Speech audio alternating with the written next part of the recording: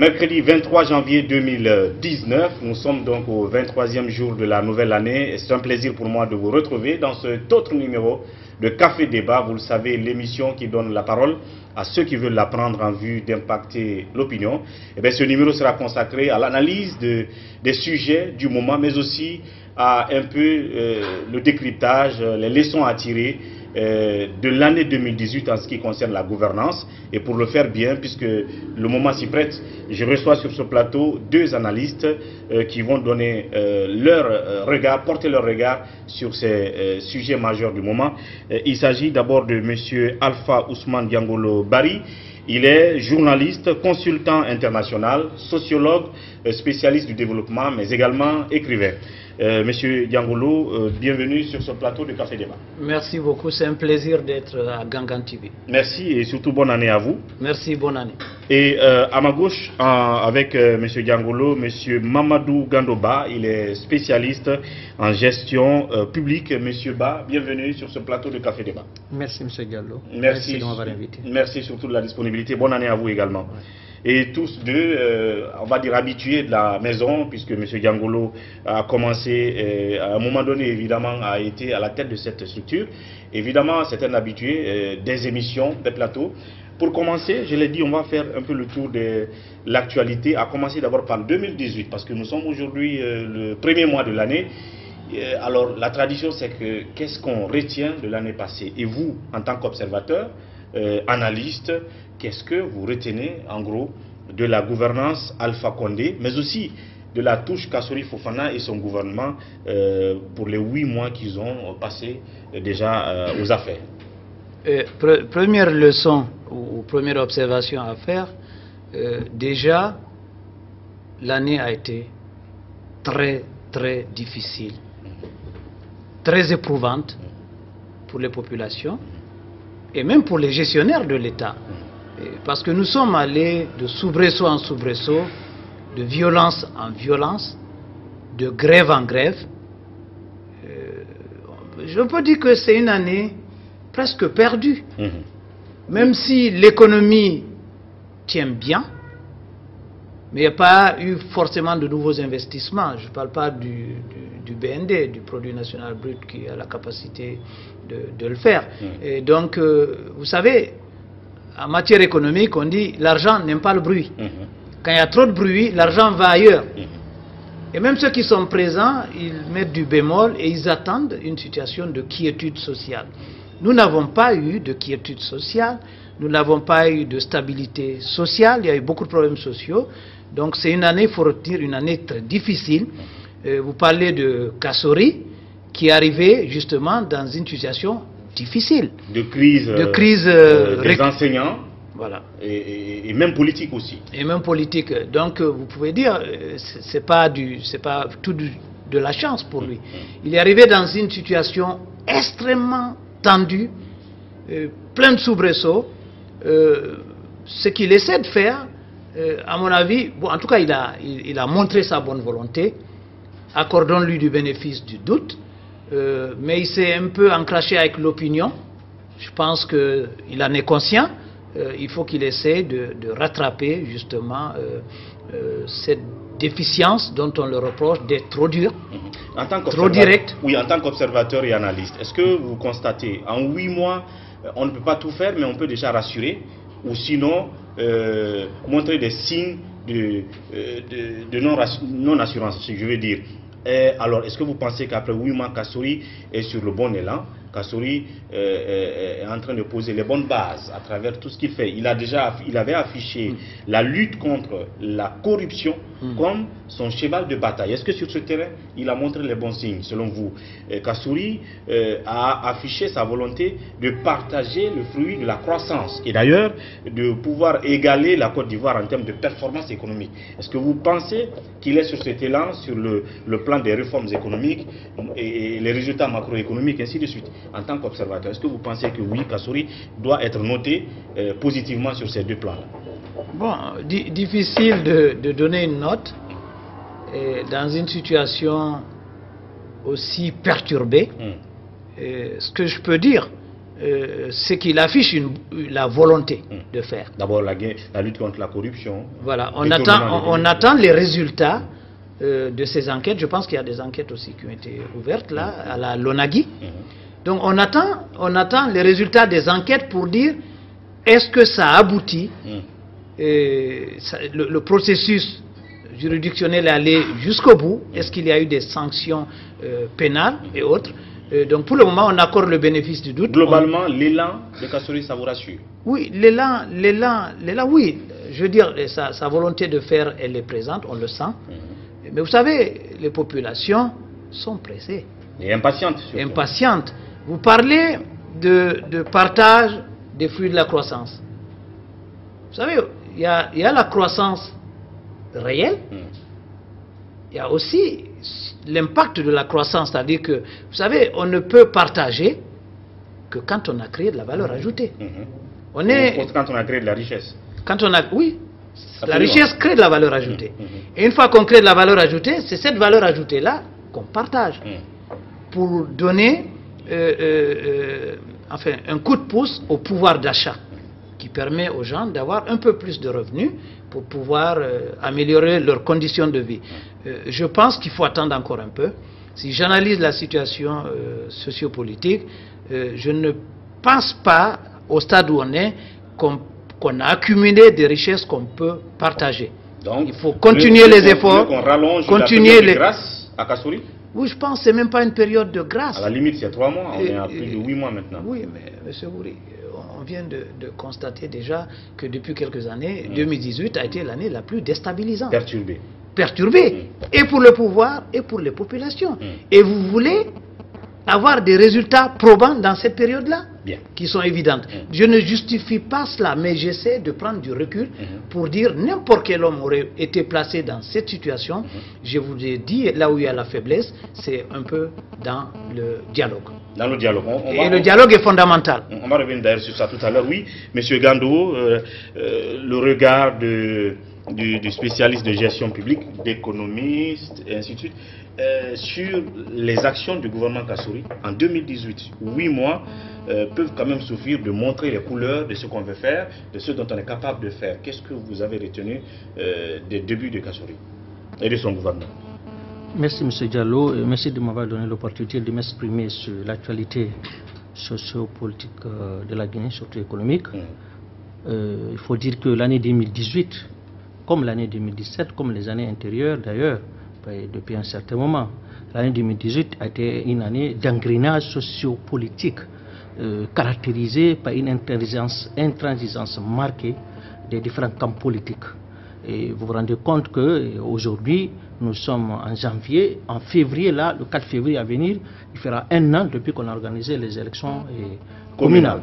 Donc il faut dire que la Guinée a cette particularité, les acteurs guinéens ont cette particularité de ne pas s'entendre surtout sur les questions essentielles de la société. Vous savez, ça c'est fondamental. Dans un pays, les différences d'opinion politique peuvent exister, les contradictions peuvent exister. D'ailleurs, c'est ça l'essence même de la démocratie. Il n'est pas interdit que les gens se contredisent. Absolument. Il n'est pas interdit qu'il y ait des débats. Mais il est extrêmement important qu'à un moment donné de la vie politique, que vous vous entendiez sur l'essentiel, n'est-ce pas, de la vie. Parce que vous devrez comprendre que derrière les décisions que vous prenez, je parle des acteurs politiques, je parle des pouvoirs publics, derrière les décisions qu'ils prennent, il y a des vies en question. Il y a beaucoup d'avenir, de l'avenir de toute une jeunesse en question. Vous avez l'avenir de tout un pays en question.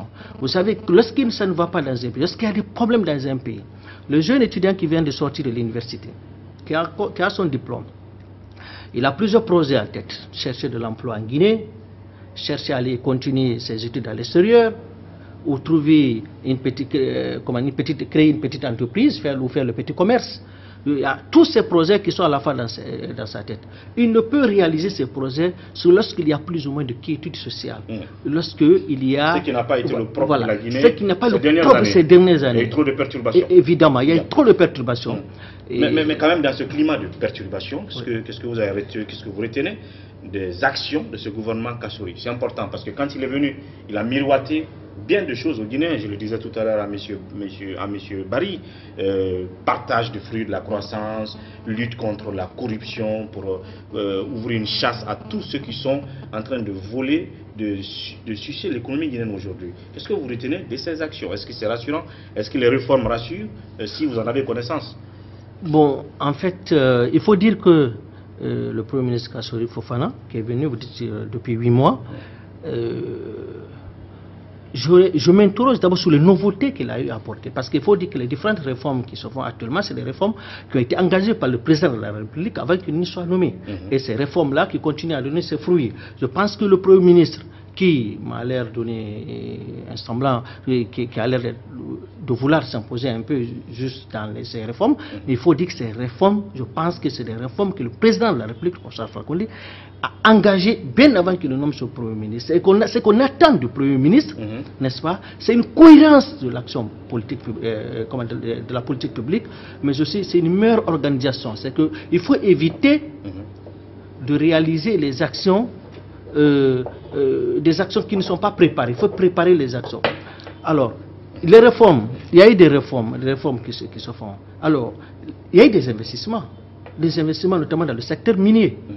Et ça, c'est salutaire et c'est porteur parce qu'aujourd'hui, nous sommes en train de voir, il y a un système de 3 qui est mis en place. C'est que investissement minier en contrepartie d'ouvrages publics, ça se concrétise. Il faut le réaliser et cette démarche a été faite avant que le Premier ministre soit nommé. Il faut l'admettre.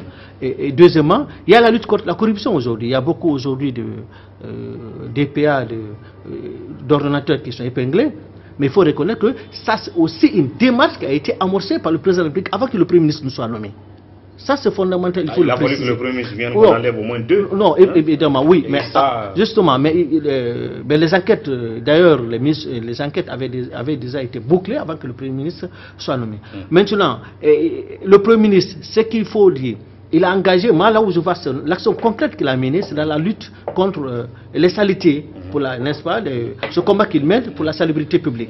Là, il en a fait un combat, mais sauf qu'à ce niveau également, j'ai l'impression que la politique qui est menée n'est pas assez efficace pour pouvoir lutter suffisamment contre les ordures. D'ailleurs, vous vous rendez compte qu'on dit que chaque dernier samedi du mois... Le samedi d'assainissement. Voilà, le samedi d'assainissement, alors que les ordures ne sont pas réellement ramassées, les ordures sont toujours là.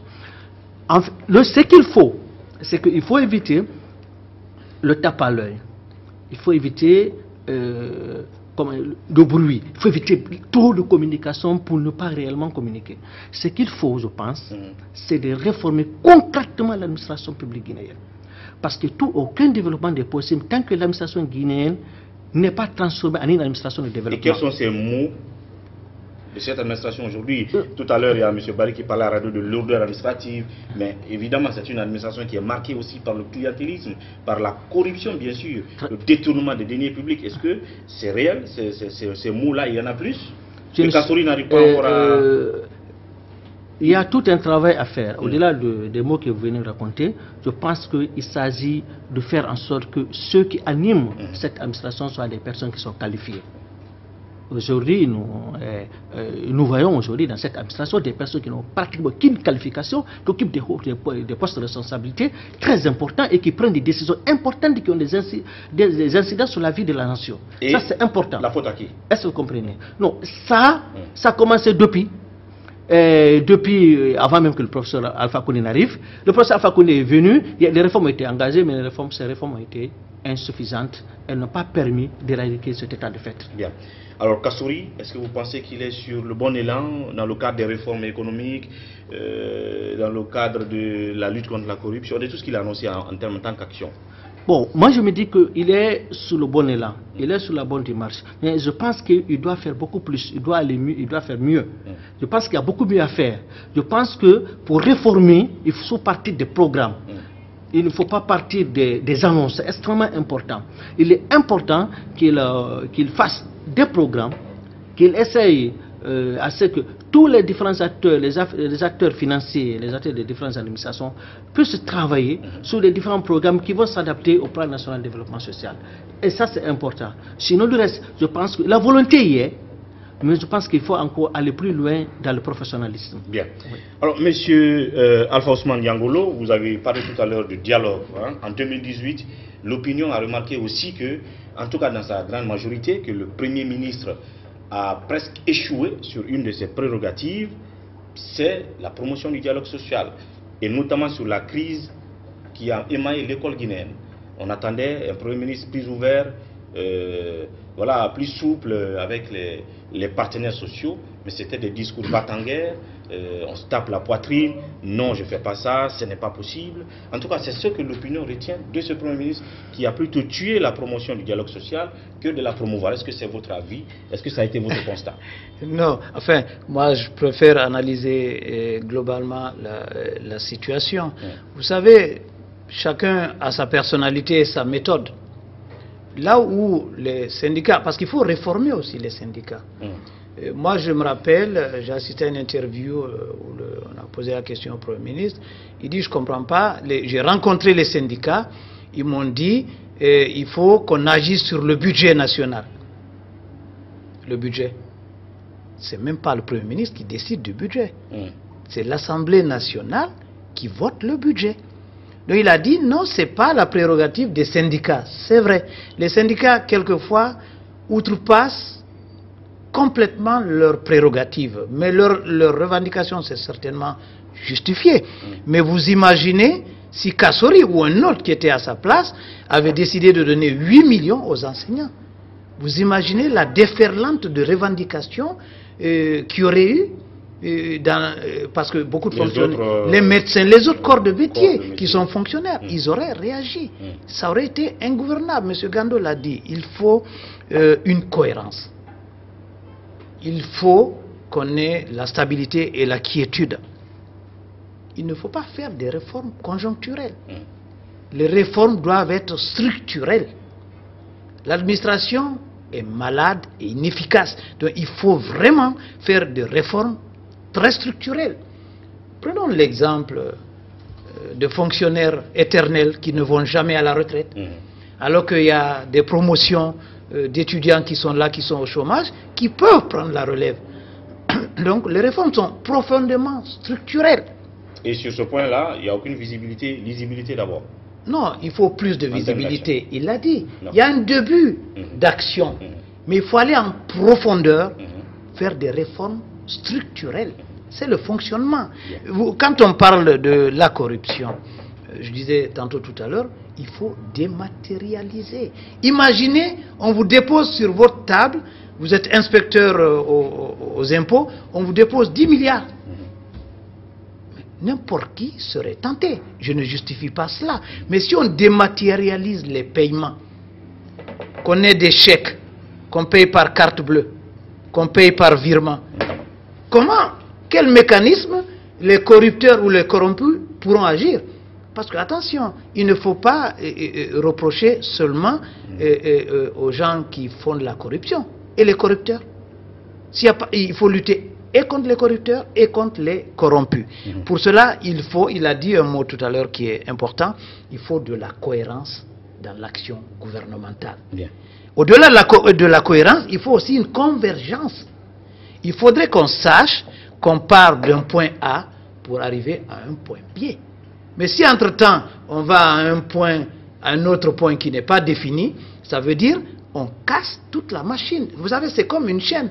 Il suffit qu'un seul maillon ne fonctionne pas pour que la chaîne ne tourne plus. Il a parlé d'investissement minier. Je vais revenir dessus. C'est vrai, il y a eu de gros investissements miniers, mais il faut encadrer cela pour que ça soit efficace.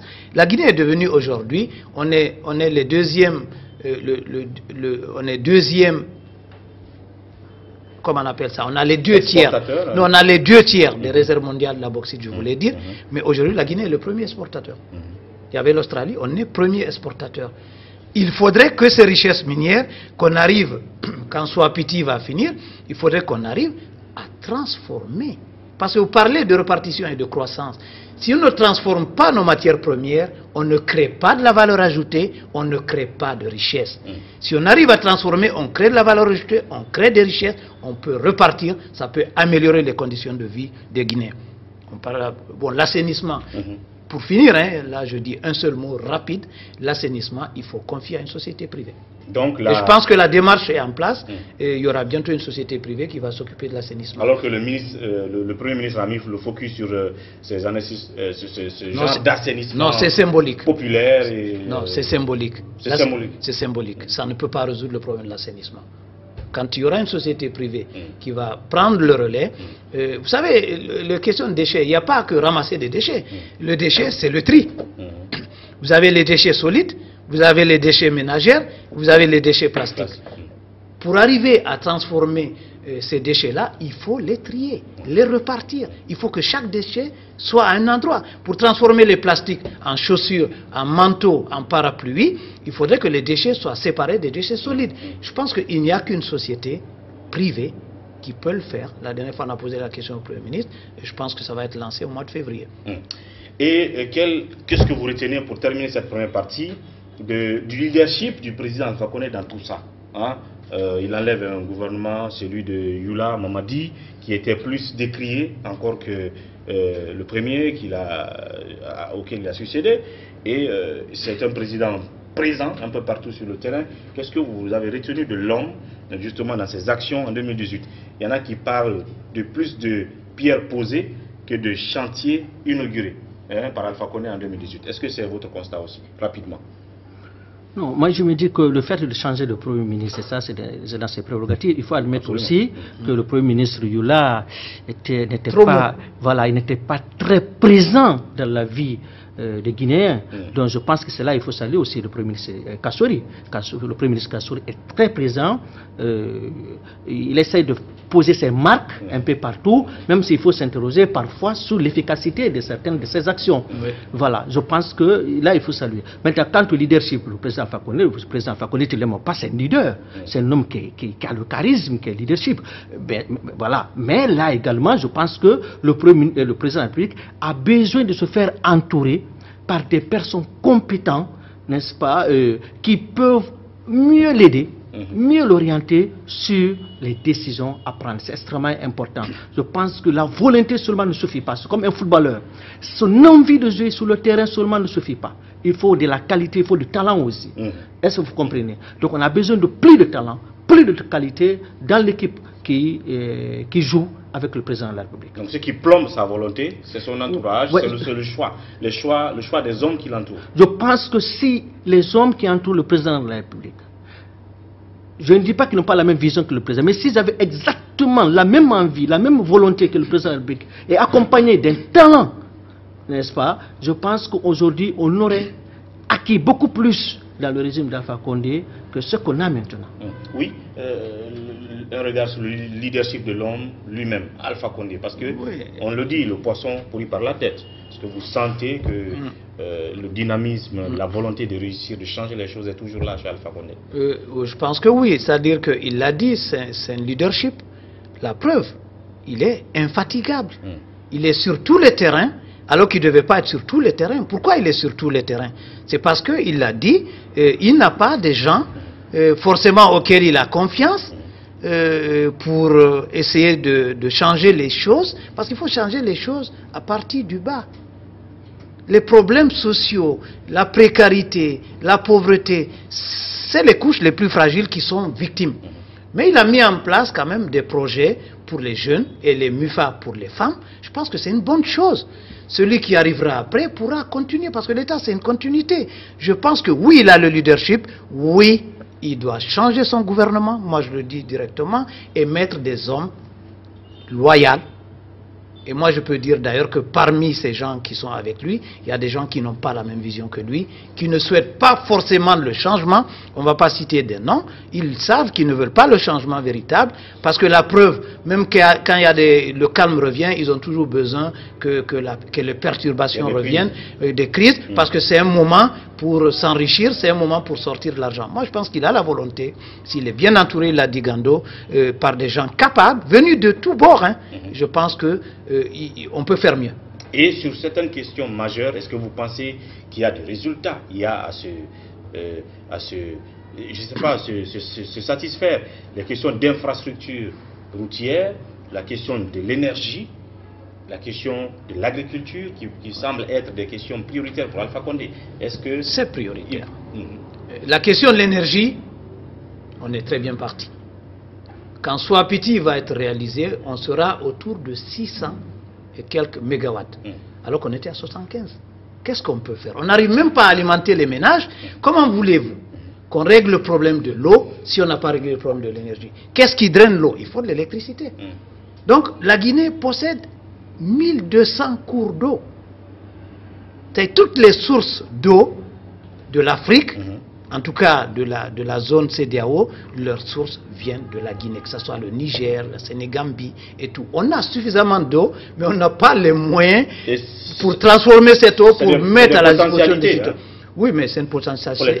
Non, c'est une potentialité réelle. Absolument. Et je pense qu'il va être transformé très bientôt.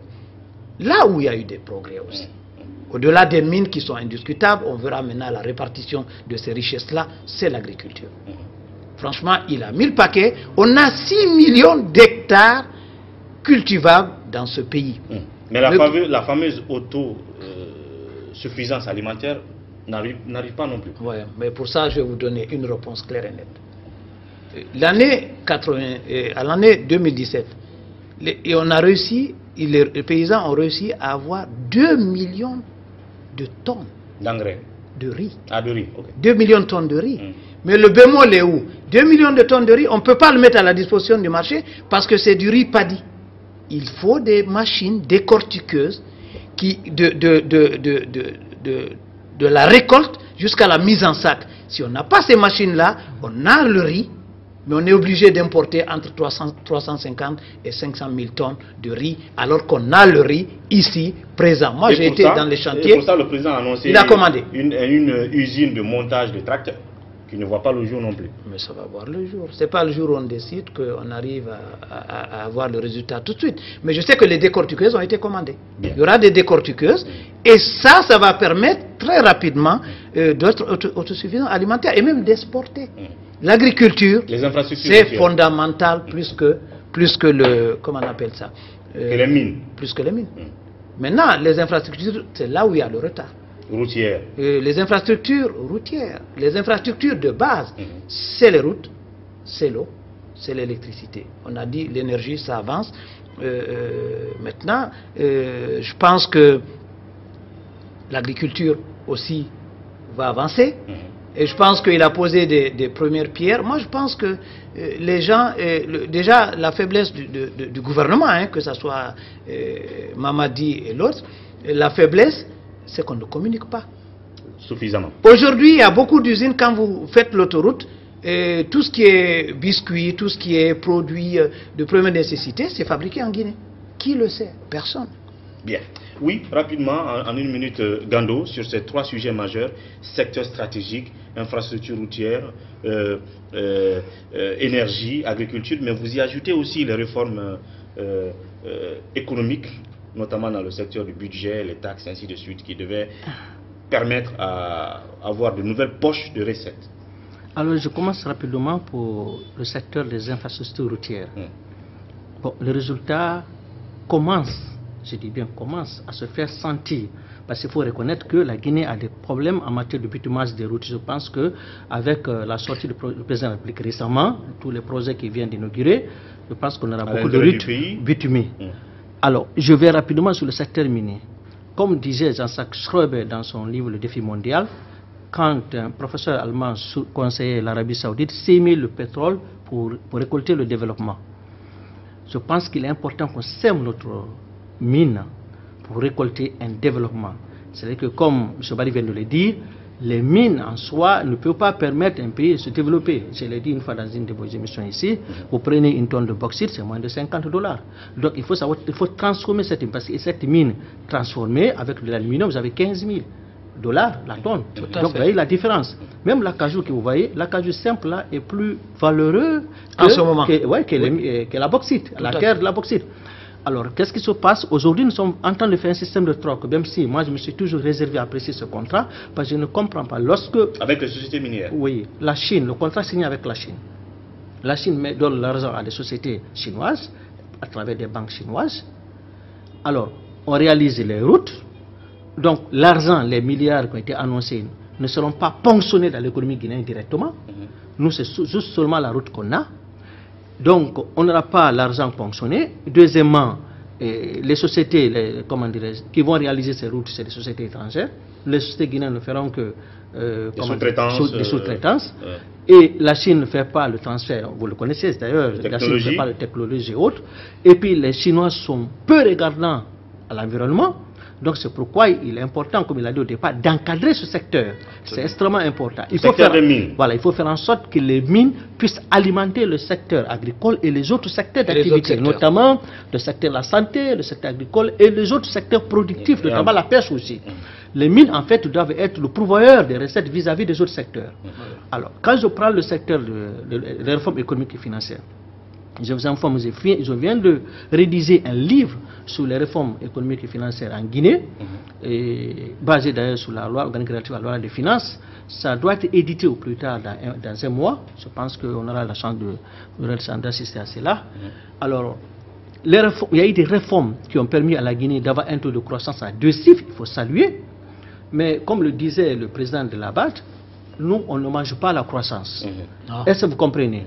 Donc, qu'est-ce qu'il faut alors? Il faut faire en sorte que cette croissance profite à la population. C'est cette politique-là qu'il faut ingénieusement élaborer pour permettre à ce que cette croissance va directement vers la population. Il ne sert à rien d'avoir un taux de croissance à 2 chiffres. Et justement, par rapport à la redistribution, notamment vers les collectivités, on a parlé des réformes à ce niveau, pour que les recettes issues des activités minières, mais aussi d'autres activités, aillent directement vers les collectivités pour ne pas qu'il y ait trop d'intermédiaires.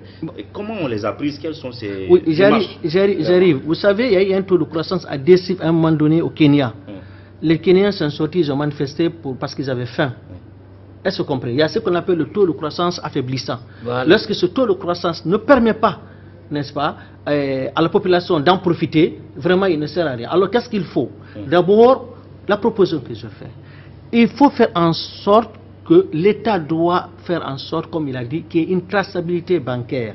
C'est-à-dire qu'il y ait des transactions bancaires. Il faut faire en sorte que toutes les opérations financières fassent sous l'objet de transactions bancaires permettent de lutter contre le blanchissement d'argent, permet de lutter contre la corruption. Et ça, je salue maintenant une mesure qui est même inaugurée aujourd'hui, qui consiste à ce que tous les paiements fassent l'objet des virements bancaires. Ça, c'est une très bonne chose. On vient d'inaugurer ça. C'est le service que Alpha Condé a inauguré aujourd'hui. Exactement, ce matin. C'est fondamental. C'est fondamental. Ça, c'est extrêmement important. Deuxièmement, il faut faire en sorte que l'argent va vers les petites, que l'argent aille vers les petites et moyennes entreprises. Parce qu'en fait, les petites et moyennes entreprises, c'est elles qui constituent la couche intermédiaire de la population. C'est elles qui permettent directement de faire en sorte que l'argent puisse se répercuter au niveau de la population. C'est qui crée les emplois. Effectivement, qui crée directement les emplois. Il faut également créer ce qu'on appelle, faire en sorte que le secteur informel soit plus ou moins formalisé. Vous savez, il y a plus de 70% d'après les études qui ont été faites par la BAD, plus de 70% c'est des entrepreneurs africains, c'est des entrepreneurs qui évoluent dans l'informel. Or, l'informel ne permet pas à l'État de mobiliser suffisamment de ressources. Voilà, alors sans vous couper, il s'agit justement de ce service qu'ils ont appelé le Bureau spécial de régulation fiscale, NIF permanent. Ce service qu'on a inauguré aujourd'hui aux impôts. Exactement, c'est-à-dire que le NIF permanent, une société, une fois qu'elle a un NIF, ce NIF, ce niveau d'identification fiscale, ce NIF est à vie. Tant que la société vit, elle vit avec son NIF. Absolument. Ça, c'est un. Deuxièmement, justement, vous allez voir, les paiements doivent se faire maintenant par virement. Voilà. Donc, j'ai ajouté à mes propositions, il faut développer l'inclusion financière. L'inclusion financière. Exactement. C'est-à-dire qu'il faut faire en sorte que les gens puissent accéder facilement aux banques et puissent avoir des prêts pour financer leurs petites activités, leurs micro-projets. Et ça, c'est fondamental. Je pense que donc il faut faire en sorte que la croissance soit rétribuée. La rétribution de la croissance, c'est de créer des moyens pouvant permettre aux petites et moyennes entreprises, les petits entrepreneurs, d'accéder au crédit. Ça, c'est fondamental, l'accès au crédit. Tant que si on ne facilite pas l'accès au crédit, on ne peut pas redistribuer. Donc les fameuses MIFA ont leur rôle dans ce sens. Effectivement, elles ont leur rôle. Sauf que, est-ce que les procédures, les méthodes de mise en place pour permettre à ces femmes d'accéder, les modalités sont-elles efficaces? Ça, voilà. Sinon, c'est extrêmement important. L'idée est géniale, l'idée est très bonne. Maintenant, il faut s'interroger sur l'efficacité des modalités. Bien.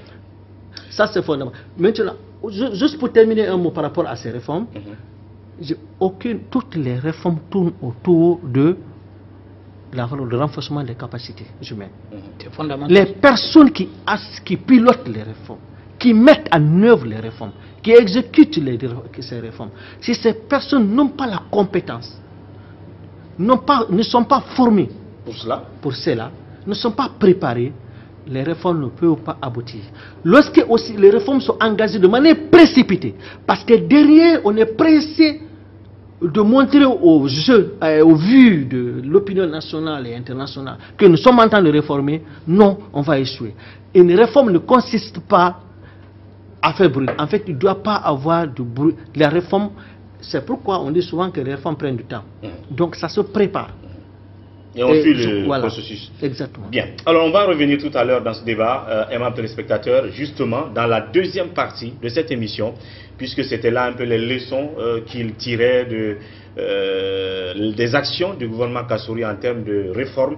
Globalement, l'élan que ce gouvernement a pris dans les différents objectifs qui se sont fixés. Nous reviendrons à l'actualité, parler des crises institutionnelles, de vide institutionnel bien entendu, mais aussi de l'actualité sociopolitique dans la deuxième partie de l'émission, et ce sera juste pour 15 minutes chrono. A tout de suite.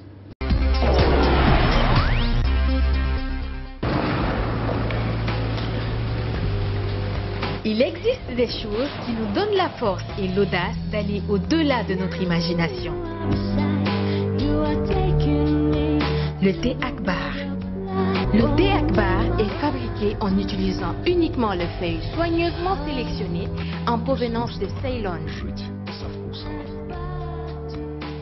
La qualité du thé Akbar a été évaluée selon les normes les plus strictes par des experts en dégustation qui se sont appuyés sur près d'un siècle d'expertise dans ce domaine.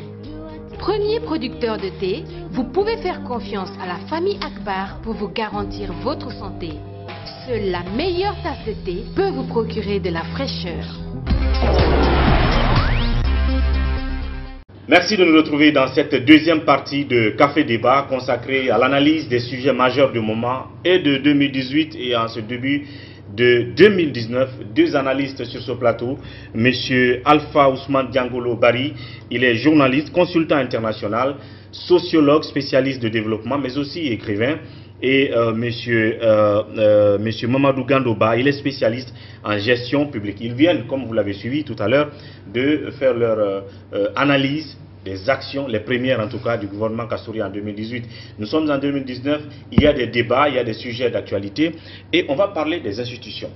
Là-dessus, je me tourne vers vous. D'abord, on va revenir un peu en arrière et parler de la Cour constitutionnelle, parce qu'elle a connu un moment de crise en son sein qui s'est soldé par le départ de l'ancien président et un nouveau qui est là en place. Comment vous avez aussi analysé, vécu cette phase de crise institutionnelle, notamment la Cour constitutionnelle? Merci alors, M. Wouri, M. Diallo.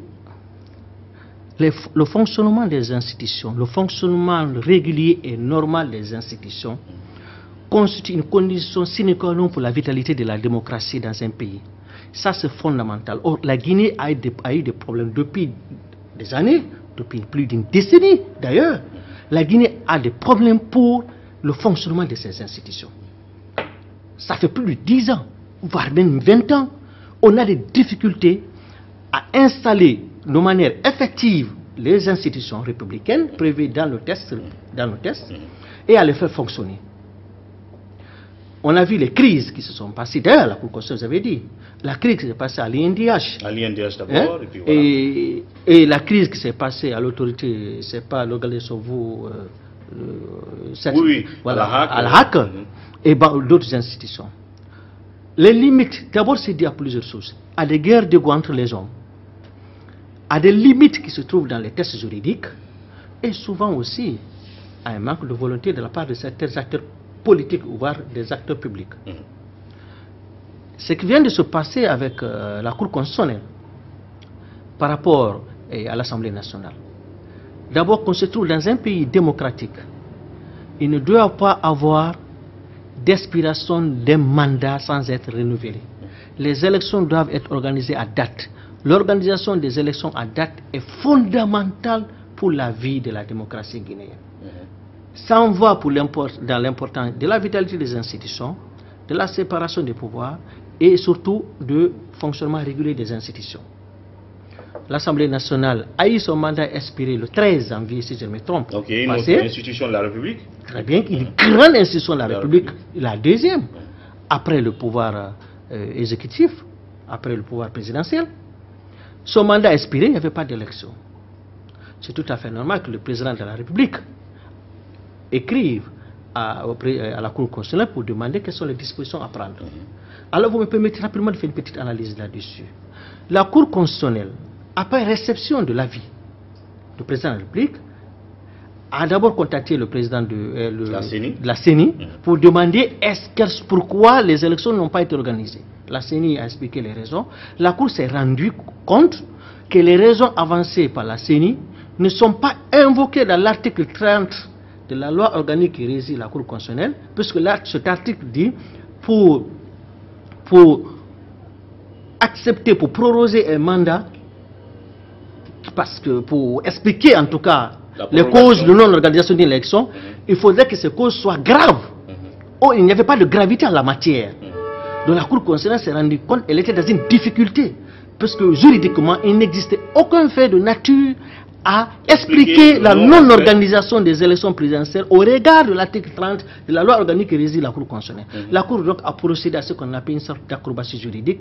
La Cour est allée, elle a fait appel aux articles 119 et 125 du Code électoral, aux articles 45 et 60 de la Constitution, et la Cour a fait appel également à l'article 2 de la organique régit de l'Assemblée nationale, le fonctionnement interne de l'Assemblée nationale.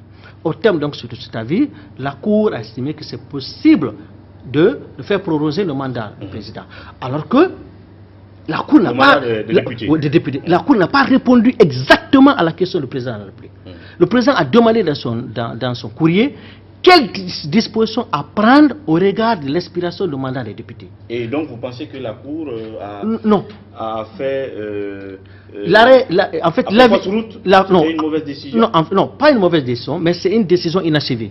L'avis de la Cour est à la fois poussiéreux et inachevé. Poussiéreux parce qu'il y a des dispositions inconstitutionnelles, je parlais des limites des tests, qui ont glissé, qui sont devenues des lois. C'est l'article 2 alinéa 5 qui se trouve dans la loi organique. On ne peut pas dire que le mandat des députés expire après l'expiration après l'installation de la nouvelle Assemblée nationale. Cet article d'abord ne fixe pas de date, de limite. D'ailleurs, c'est pourquoi cet article, moi je considère que cet article est une pathologie, n'est-ce pas, à la démocratie guinéenne, puisque avec cet article, les députés ne vont pas s'activer à organiser des élections, à ce qu'il y ait des élections, qu'on organise de nouvelles élections. Et j'ai dit de toutes les façons, on va continuer. Les pouvoirs publics eux-mêmes ont une carte blanche parce qu'ils vont se dire, bon, néanmoins, de toutes les façons, si on n'organise pas les élections, ils vont continuer. Et cet article même est en contradiction avec l'article 119 de la loi organique, parce que dans cet article, il est dit que le mandat des députés expire 3 mois suivant la 5e année de leur élection. Donc il est inachevé parce qu'il n'a pas répondu exactement à la question. Et du fait qu'il n'a pas répondu exactement à la question, ça a amené le président de la République à prendre un décret à proroger le mandat. Or, pour les juristes qui évoquent l'article 46 de la Constitution sur le pouvoir réglementaire, je ne suis pas d'accord. On ne peut pas invoquer l'article 46 de la Constitution dans cette circonstance. Pourquoi? L'article 46 évoque le pouvoir réglementaire du président. Le pouvoir réglementaire s'applique sur toute l'administration. Et pour que ce pouvoir réglementaire s'applique dans le fonctionnement des autres institutions, cela doit être prévu dans la Constitution. C'est pourquoi vous voyez que la dissolution de l'Assemblée nationale, la convocation de sessions extraordinaires, tout est prévu dans la Constitution, que cela peut se faire par décret. Toutes les fois que cela n'est pas prévu, le président doit s'abstenir à prendre un décret. Donc, pour le cas de ce cas de figure, oui. En fait, comment vous considérez, pour conclure, est-ce que c'est une sorte de jurisprudence ou est-ce qu'il devait tout simplement dissoudre l'Assemblée? Non, je pense qu'on était face déjà. Le fait de la prolongation des mandats en soi est une violation des tests républicains, une violation de la Constitution. Ce mandat était déjà fixé dans la Constitution. Puisque c'était pas explicitement expliqué par la loi. Puisque ce n'est pas dit dans les lois. Comme une jurisprudence une anomalie. Puisque ce n'est pas dit dans les lois. En fait, puisque ce n'est pas dit dans les lois. ce n'est pas dit dans les tests, il faut voir ce qui se passe ailleurs. Au Mali, ils n'ont pas pu organiser les élections en décembre 2018 parce que les circonstances ne les permettaient pas. Ils ont prolongé le mandat de décembre en juin 2019 par une loi organique. Une loi organique. Au Sénégal, ils n'ont pas pu organiser les élections en 2017, ils l'ont prolongé par une loi organique.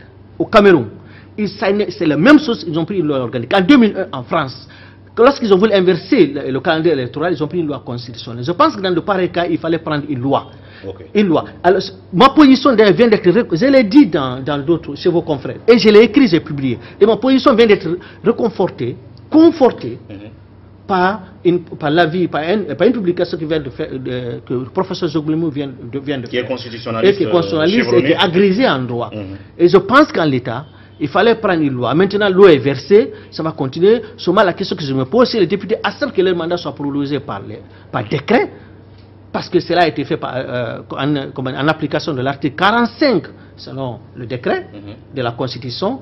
Alors, ne nous interrogeons pas demain si le président prenne un décret pour proroger le mandat, en tout cas, d'autres institutions. Y compris le sien. Voilà. Donc, c'est... Parce qu'il y en a qui entrevoient aussi ce cas de figure pour Alpha Condé lui-même. Alors oui, Monsieur Barry, l'analyse rapide sur le même sujet. Écoutez, je pense qu'il a dit l'essentiel, je ne veux pas me répéter. Il a analysé les différents articles. Il a posé un peu les conditionnalités qui peuvent permettre de le faire. Donc si j'analyse, je vais répéter la même chose. Alors, en tout cas, aujourd'hui, ce qu'on constate, c'est que oui, après cette prorogation, il y a des groupes parlementaires qui sont dans le dilemme, à savoir, est-ce qu'il faut siéger pour en tout cas pour combler le vide, ou est-ce qu'il faut partir. Aujourd'hui, ils ont du mal même à se prononcer. Et le groupe parlementaire des Républicains de l'UFR et des libéraux-démocrates de l'UFDG, donc qui un peu sont entre la réaction de leur base militante et la nécessité de siéger parce que le président a prolongé. Je ne pense pas, le fait qu'on en est arrivé à ce point, parce que vous parlez de jurisprudence tout à l'heure, la jurisprudence, c'est si aujourd'hui on valide cela, et si un autre cas se pose de la même espèce, là ça devient une jurisprudence. C'est-à-dire on utilise un cas ancien pour résoudre un cas nouveau. C'est ça la jurisprudence. Maintenant, à partir du moment où le décret est pris, ça devient légal. C'est discutable naturellement, mais c'est légal. Bien. Et aux députés de prendre leur position, mais apparemment ils ne prennent pas leur position. Sauf Ousmane Kaba qui est le seul. Oui, mais Ousmane Kaba, c'est une goutte d'eau dans la mer. Ah. Bon. Lui tout seul, qu'est-ce qu'il peut faire? Est-ce que vous voulez qu'on pousse trop les choses? Non. On va dire, Ousmane Kaba, oui, il a les moyens de sa politique, donc il peut se permettre. Alors, vous voulez bien intervenir aussi sur le vide institutionnel aussi qui existe dans notre pays, où le fait qu'on a des institutions majeures qui doivent exister, qui n'existent pas, comme la Haute Cour de la Justice. Un regard sur ce manque. Voilà.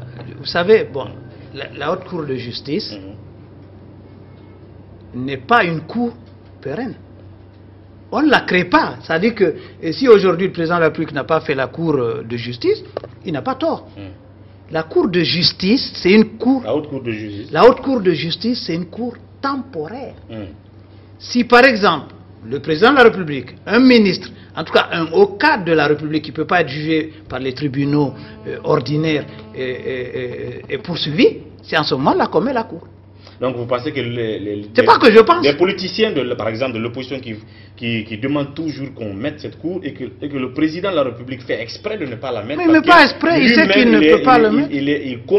Il commet des fautes qui méritent qu'il soit devant cette cour. Certains de ses ministres commettent des fautes qui méritent qu'il soit devant la cour. C'est ce qui fait qu'il ne la met pas en place. Vous pensez que c'est un faux débat? Non, ça c'est vous qui êtes en train de le dire. C'est les opposants qui le disent. Oui, mais ils disent n'importe quoi, parce qu'ils ne comprennent pas c'est quoi la cour, la Haute Cour de Justice. Bien. La Haute Cour de Justice n'est pas une cour pérenne.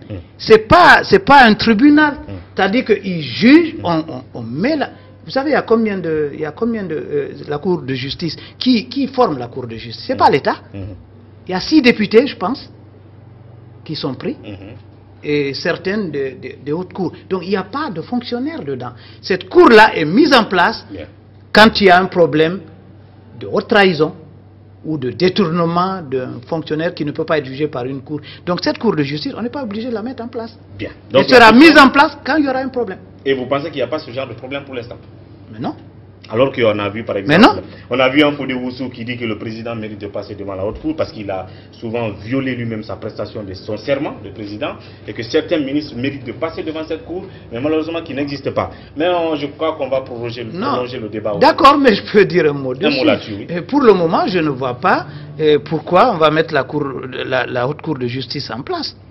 Le président n'est pas poursuivi, un ministre n'est pas poursuivi pour haute trahison ou pour divulgation d'informations secrètes, etc. C'est en ce moment-là qu'on met la cour. Bien. Mais une fois que la cour est saisie, qu'elle a jugé, qu'elle a fait son jugement, elle disparaît encore.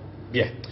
Eh bien voilà, c'était presque l'essentiel de ce qu'on aurait pu débattre des sujets posés aujourd'hui. Le temps fait défaut pour aller au-delà des sujets, parler d'autres soubresauts, d'autres problèmes, notamment le fait qu'on n'est pas encore arrivé à terme du processus électoral concernant les élections communales, puisque Matoto, Kamsar et d'autres localités restent. Mais les analyses sur ces sujets, nous donnerons le temps de revenir là-dessus, pourquoi pas avec soit nos deux invités ou l'un des deux une prochaine fois. Merci en tout cas, M. Barry, d'être passé dans cette émission. À très bientôt. C'est nous qui vous remercions. Le débat a été fructueux. C'est la première fois que je rencontre M. Gando. Je pense qu'il a des analyses assez affinées. Mais pour conclure, la première richesse d'un pays, ce n'est pas les mines, ce sont les hommes, les ressources humaines. Si nous exploitons les ressources humaines, nous arriverons à transformer ce pays en pays émergent. Le Japon est un exemple. Ils n'ont pas de richesse, mais ils ont les connaissances et les compétences. Monsieur Gando, merci d'être passé. À très bientôt. On va développer d'autres angles, d'autres aspects de l'actualité. Merci, M. Diallo. Merci. Je vous dis que le développement en soi, ça se travaille, ça se développe. C'est les hommes qui font le développement. Et le Singapour était l'un des pays les plus corrompus au monde dans les années 80. Aujourd'hui, le Singapour est le 5e pays le moins corrompu au monde. Grâce à ces hommes, grâce à ces qualités. Et j'espère qu'on va redonner de l'importance. L'homme va être au centre de politique publique en Guinée. Et je pense qu'une fois que ce sera fait, la Guinée a toutes les richesses déjà, le pays va décoller. Et je suis très heureux d'avoir débattu ce sujet avec M. Barry. Le pays a décollé, mais il va avancer. Ouais. Bien. Quand l'homme sera au centre des actions publiques, de la vision même de ceux qui nous dirigent, eh bien, on pourra renverser la tendance et atteindre l'objectif visé, l'émergence, partage de croissance, développement, tout ce que vous voulez. En tout cas, on se retrouvera prochainement avec les mêmes invités pour parler d'autres sujets. D'ici là, prenez soin de vous et au revoir.